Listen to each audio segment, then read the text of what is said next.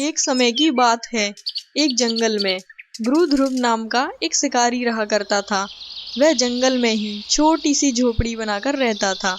वह अपनी पत्नी और 2 बच्चों के साथ रहता था।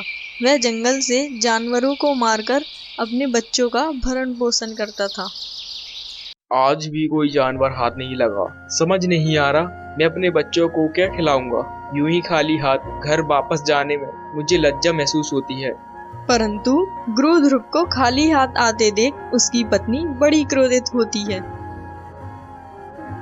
ये क्या जी, आज भी आप खाली हाथ चले आए?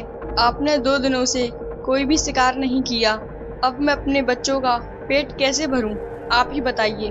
भाग्यवान, तुम देखती तो हो मैं रोज जंगल शिकार करने जाता हूँ, परंतु कोई भी जानवर दिखाई ही नहीं देता। अतः मेरी गलती उसमें क्या है? अरे तो सारे जानवर कहाँ मर गए?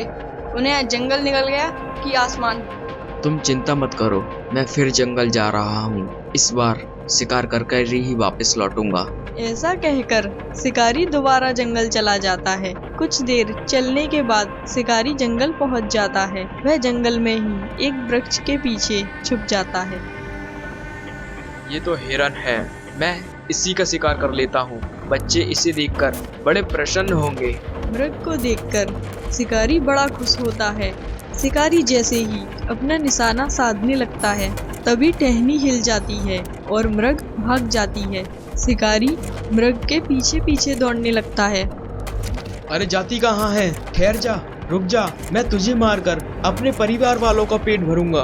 हिरन भागते भागते कहीं दूर निकल जाती है और शिकारी थक कर बेलपत्री के वृक्ष के नीचे खड़ा हो जाता है। ये भी हाथ से गया। समझ नहीं आ रहा कि अब मैं अपने परिवार वालों को क्या खिलाऊंगा। वो मेरे इंतजार में भूखे बैठे होंगे। एक काम करता हूँ, इस वृक्ष के ऊपर चढ़ जाता हूँ, फिर तो मैं सभी जानवरों को दूर तक देख सकता हूँ। शिकारी बेलपत्र के वृक्ष के ऊपर चढ़ जाता है। पानी से भरी मशक को वहीं टांग देता है। पता नहीं अब कोई जानवर आएगा भी कि नहीं। वह जानवरों का इंतजार करने लगता है और बेलपत्री की पत्तियों को नीचे फेंकने लगता है। नीचे शिवलिंग होती है, परंतु वह बेलपत्रियों की पत्ती से ढक जाती है। उससे अनजाने में ही सही, परंतु एक पहर की पूजा हो जाती है। कुछ समय बाद वहाँ हिरण दिखाई देती है। मुझे इसका शिकार बड़ी ही शांति से करना होगा। यदि थोड़ी सी भी आहट हुई तो यह भाग जाएगी। तभी वह तीर साधने लगता है और अकस्मात ही उसके हाथों से टहनी हिल जाती है, जिससे जल शिवजी पर चढ़ जाता है।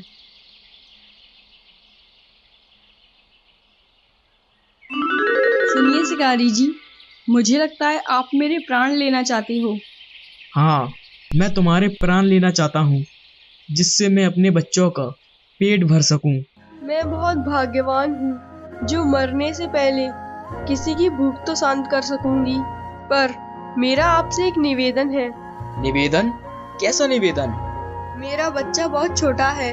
मैं अपने बच्चे और पति से मिलकर वापस आ जाऊंगी। मैं आखिरी बार अपने बच्चे को हृदय से लगाना चाहती हूँ। साथ ही मैं अपने पति से बोल दूंगी कि बच्चे का ख्याल रखें। अब अपनी मुलाकात आखिरी है। अब मैं आपसे आखिरी बार मिल रही हूँ। मैं ये कहकर आपके पास आ जाऊंगी। नहीं नहीं, मैं इतना भी मूर्ख नहीं हूँ। यदि तुम वापस नहीं आई तो मैं अपने बच्चों का पेट कैसे भरूंगा? मेरा विश्वास कीजिए, मुझे आखिरी बार अपने बच्चे को हृदय से लगाना है। अभी वो बहुत छोटा है। मैं नहीं चाहती कि मेरी आशा अधूरी रह जाए। आपकी आज्ञा हो तो मैं जाऊं? अरे ये मुझे क्या हो रहा है? मेरे अंदर दया, धर्म, परोपकार जैसे गुण कैसे आ रहे हैं? मेरा दिल तो पत्थर था, परंतु मुझे आज इस मृग को मारने में दया क्यों आ रही है? आखिर ये कैसे हो रहा है? ये काम तो मैं पहले बहुत बार कर चुका हूँ। क्या मैं ये पहली बार मृग को मार रहा हूँ? फिर मेरे ये हाथ मृग को मारने में क्यों कांप रहे हैं? ठीक है, तुम जाओ। यदि तुम नहीं आई तो? यदि मैं नहीं आई तो भगवान मुझे दुनिया के सबसे गंदे नरक में डाले। ठीक है, जल्दी जाओ, इससे पहले कि मेरा मन बदल जाए, और शीघ्र ही अपने बच्चे से मिलकर वापस आना। मैं तुम्हारा यही इंतजार करूंगा। पता नहीं मैं ये सही भी कर रहा हूँ या नहीं, इंतजार करने के अलावा मेरे पास दूसरा कोई रास्ता नहीं है। हिरन चली जाती है और शिकारी बेलपत्री की पत्तियां नीचे फेंकने लगता है। काफी समय होने के बाद वहां दूसरी हिरन आती है। अब मैं इसी हिरन का शिकार कर लेता हूँ, कम से कम मेरे बच्चों की भूख तो शांत होगी। वह हिरन पे निशाना साधता है तो अचानक से टहनी हिल जाती है, जिससे जल शिवजी को चढ़ जाता है, जिससे दूसरे पहर की भी पूजा पूरी हो जाती है।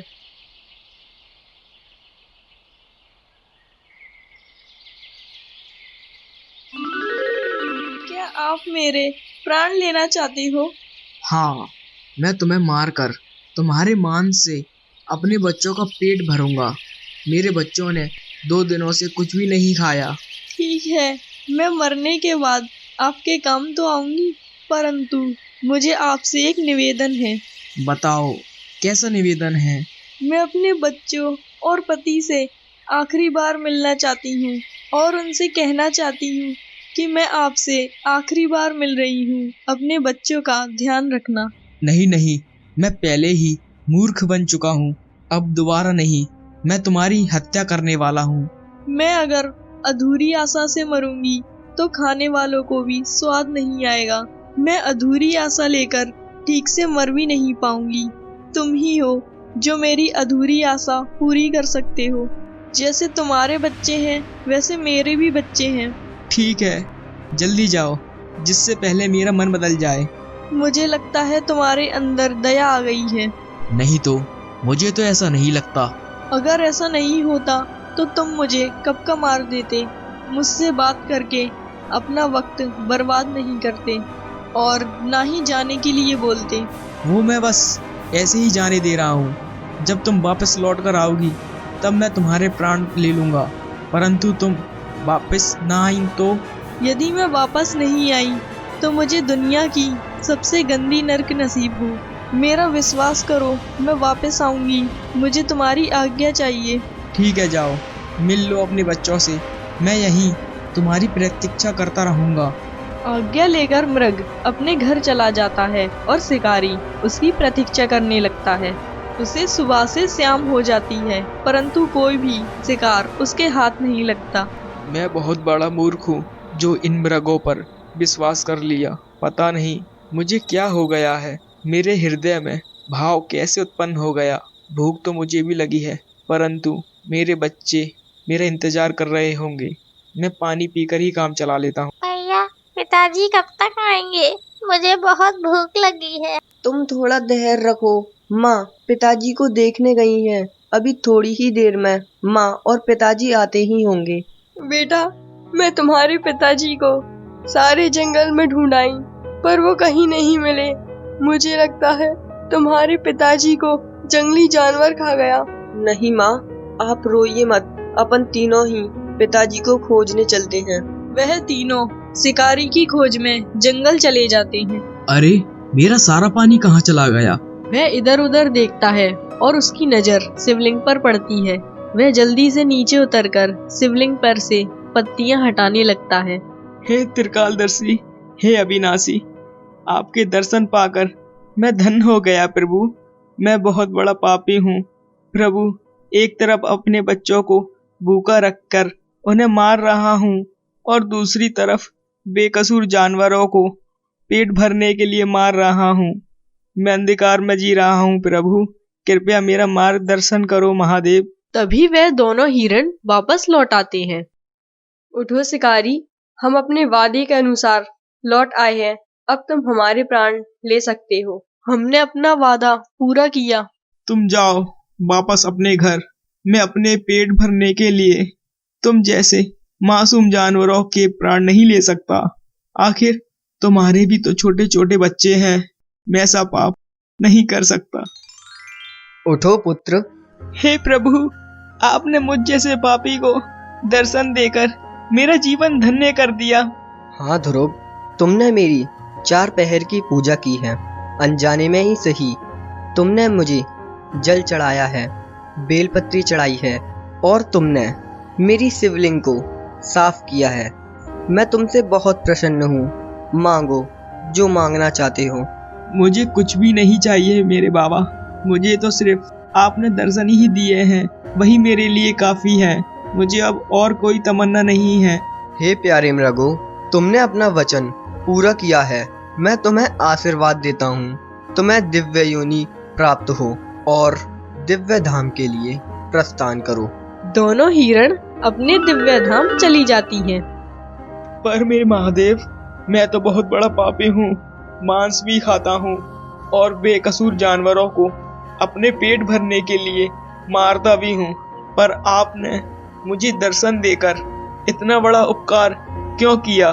गुरु ध्रुव, तुम्हारा कार्य ही है शिकार करना, और ये सब तुम अपने परिवार का पेट भरने के लिए करते हो। किंतु आज महाशिवरात्रि है। तुमने मेरी 4 पहर की पूजा करके अपने पूर्व पापों को नाश कर दिया है, जिसके फल स्वरूप मैं तुम्हें संवेदपुर का राजा बनाता हूँ। तुम अपने परिवार सहित राज्य सुख का आनंद लो और अपने मन में मेरी भक्ति का दीप जलाकर सारे राज्य में प्रकाश फैला दो। जय हो शिव शंकर, मुझ जैसे पापी पर आपने दया कर दी। आप दयालुओं के भी दयालु हो मेरे महादेव। कल्याण भव।